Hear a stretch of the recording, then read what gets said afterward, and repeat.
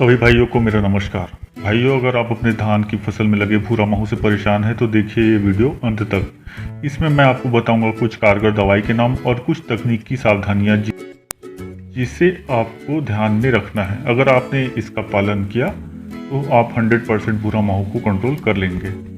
अगर आप इस चैनल पर नए हैं तो प्लीज़ सब्सक्राइब करें और बेल आइकॉन को टच करें, जिससे आगे आने वाली महत्वपूर्ण वीडियो आप तक सही समय में पहुँच सके।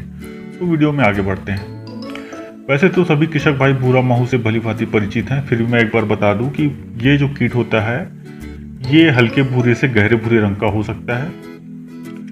इसमें जो वयस्क होते हैं उनमें कुछ में आपको बहुत छोटे छोटे पंख दिखाई देंगे या बिल्कुल पंख दिखाई नहीं देंगे, और कुछ में आपको बड़े बड़े पंख दिखाई दे सकते हैं। इनकी जो मादा होती है उनके उदर का आखिरी भाग ये गोलाकार होता है। इनका जो प्रकोप है उन खेतों या स्थानों में आपको अधिक देखने को मिलेगा जहां धान बहुत पास पास घनी मात्रा में लगी हो या आपने खाद का बहुत अधिक मात्रा में उपयोग किया हो। इस कीट के शिशु और वयस्क दोनों ही पौधों को हानि पहुंचाते हैं। ये पानी से भरे खेत के ऊपर दिखने वाले पौधों के भाग में दिखाई देते हैं और पौधों का रस चूसकर पौधों को नुकसान पहुंचाते हैं, जिससे पौधे धीरे धीरे सूखने लगते हैं। और अगर इनका प्रकोप बढ़ जाए तो खेत में सूखे हुए पौधों का एक घेरा उत्पन्न हो जाता है, जिसे हम हॉपर बर्न कहते हैं। दोस्तों, इस कीट का शिशु पौधों को अधिक नुकसान पहुंचाता है। इनके द्वारा छोड़े गए मलमूत्र में फंगस पैदा होता है, जिसके कारण आगे आपको तना गलन की बीमारी भी देखने को मिल सकती है। तो इस कीट का जीवन चक्र 28 से 33 दिनों का होता है। अगर इस बीच ही आपने इसे कंट्रोल कर लिया तो आपकी समस्या बहुत कम हो जाएगी। अब बात करते हैं, अगर ये आपके खेत में लग गया है तो इसे कंट्रोल कैसे किया जाए। उपचार में दोस्तों पहले मैं आपको बता दूं एक देसी दवाई या देसी तकनीक, जिस दवाई को आप घर पे ही बना सकते हैं जैविक रूप से, और उसका उपयोग आप शुरू से कर सकते हैं। इसका उपयोग अगर आप करते रहेंगे तो आपकी फसल में भूरा माहू आएगा ही नहीं।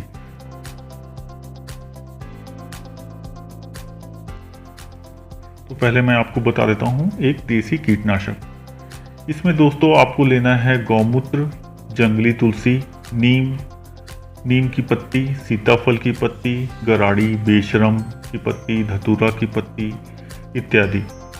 इन पत्तियों को काट कर आप 20 दिन तक सड़ाएं। हो सके तो इसमें मिर्च और लहसुन भी आप मिला सकते हैं, इससे जो दवाई का असर है और भी ज़्यादा अच्छा बढ़ जाता है। पर मिर्च मिलाने के बाद ध्यान रखें, स्प्रे करते समय आपको विशेष सावधानी रखनी पड़ेगी। दोस्तों 20 दिन बाद इसे छानकर फसल में स्प्रे आप कर सकते हैं। ऐसा करने पर आपकी फसल में भूरा माहू का प्रकोप होगा ही नहीं। दोस्तों अब बात करते हैं रासायनिक उपचार की। दोस्तों रासायनिक नियंत्रण के लिए बाजार में बहुत से कीटनाशक उपलब्ध हैं, पर ध्यान रहे भूरा माहू में बहुत जल्दी किसी भी दवा के प्रति प्रतिरोधक क्षमता विकसित हो जाती है। अगर आप एक ही दवाई का उपयोग 2 बार करते हैं तो आपको इसमें रिजल्ट जो है कम प्राप्त होगा।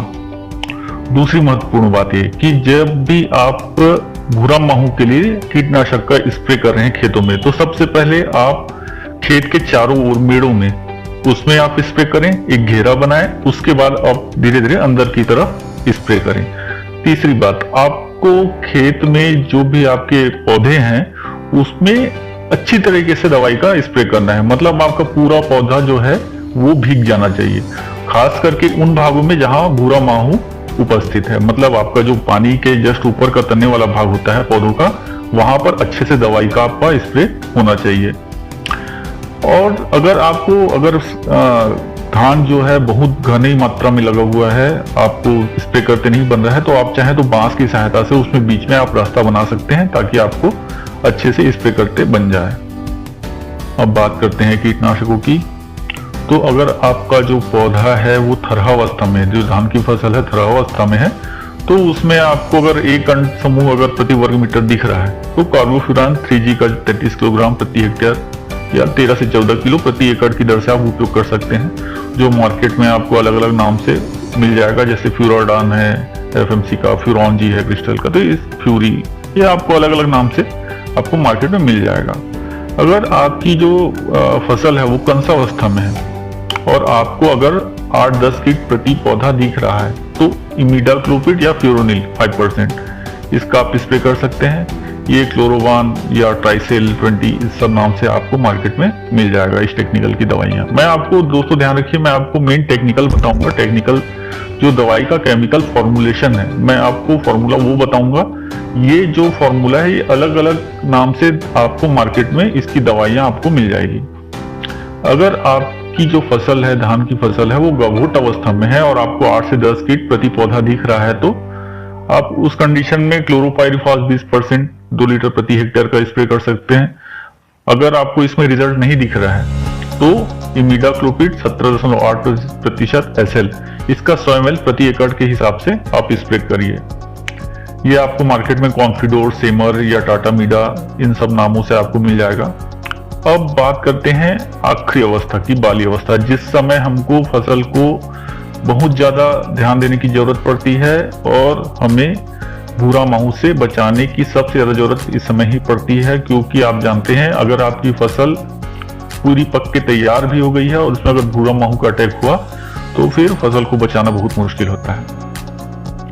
अगर बाली अवस्था में आपको 10 से 15 कीट प्रति पौधा दिख रहा है तो आप ब्यूफोर्फेजिन 25% SG, ये 350 ml या 50 ml प्रति स्प्रेयर के हिसाब से आप इसका स्प्रे कर सकते हैं। ये आपको मार्केट में जावा, फ्रूटीज या निंजा, एप्पल इन सब नामों से आपको मिल जाएगा। दूसरी दवाई है एसीफिट, ये 75% SP, 75% SP, ये 300 से 400 ग्राम प्रति एकड़ का आपको इसका स्प्रे करना है। मार्केट में ये मिसाइल, लेंसर, एसीफेक्स आदि नामों से आपको मिल जाएगी। अगर दोस्तों संक्रमण अधिक होता है तो एसीफिट 90% SG के साथ आप जो मैंने ब्यूफोर्फेजिन दवाई बताई 25% SC वाली, वो आप मिला सकते हैं। एसीफिट 90% SG में आपको टाटा का जो हंक आता है वो मिल सकता है और साथ में आप उसमें जावा या फ्रूटिस नाम की जो दवाई आती है अलग से, ब्यूफोर्फेजिन 25% SC वाली, वो दवाई आप मिला सकते हैं। अब बात करता हूं मैं उन दवाई की जिससे आपको 100% रिजल्ट बिल्कुल मिलेगा। लेकिन ध्यान रहे, इन दवाई का उपयोग आप तब करें जब आपके पास कोई दूसरा रास्ता न बचे, क्योंकि इस दवाई के बाद आपके पास कोई ज्यादा अच्छी दवाई बचेगी नहीं। अगर उसके बाद भी आपको इन्फेक्शन दिखता है या प्रकोप दिख रहा है, आपको कीड़े दिख ही रहे हैं भूरे माहू के, तो उस कंडीशन में आपके पास ज्यादा कोई दूसरा ऑप्शन नहीं बचेगा। इस कारण ये जो दवाई बता रहा हूँ, हो सके तो इनका उपयोग आप अंत में करें। अगर आपकी लंबी ड्यूरेशन वाली क्रॉप, अगर आपकी जो आप शॉर्ट ड्यूरेशन वाली अगर कोई फसल ली है जो आपका जल्दी बन के तैयार होने वाला है, उस कंडीशन में आप इसमें जा सकते हैं। लेकिन अगर आप लंबी ड्यूरेशन वाली क्रॉप ली, जैसे स्वर्णा इस टाइप की आप अगर क्रॉप लिए हैं, तो आपको लंबे समय तक दवाइयों का स्प्रे हो सकता है करना पड़े, तो उस कंडीशन के लिए आप इसे बचा के रखें। इसके लिए पहली जो दवाई है वो है डायनेटोफ्यूरॉन, 200 ग्राम प्रति हेक्टेयर इसका डोज है या 80 ग्राम प्रति एकड़, इसका जो उपयोग कर सकते हैं। ये आपको मार्केट में मिलेगा ओशिन या टोकन, ओशिन 20 SG, इन सब नामों से आपको मार्केट में मिल जाएगा, या पाइमेथ्रोजिन 50% WG, ये 80 से 240 ग्राम प्रति एकड़ के हिसाब से आप इसका स्प्रे कर सकते हैं। ये मार्केट में आपको चेस के नाम से मिल जाएगा। दोस्तों, किसी भी दवाई का जब आप स्प्रे करें तो टंकी में कोई भी स्टिकर सब्सटेंस या कोई भी स्टिकर जो आपको मार्केट में मिल जाए, अगर वो उपलब्ध नहीं है तो शैम्पू का जो पाउच आता है उसका आप 1 से 2 पाउच कम से कम आप प्रति स्प्रेयर साथ में उपयोग करें, आपको रिजल्ट इसमें ज़्यादा अच्छा मिलेगा। तो धन्यवाद आप सभी का सुनने के लिए। और अगर कोई आपके पास कोई अच्छी जानकारी है या आप जानते हैं कि भूरा माहू का बेहतर इलाज आप जान रहे हैं या आपके पास कोई इससे अच्छी दवाई या बेहतर उपचार है, तो कृपया करके कमेंट बॉक्स में हमें भी बताइएगा ताकि हम उसे अन्य किसान भाइयों तक पहुंचा सकें।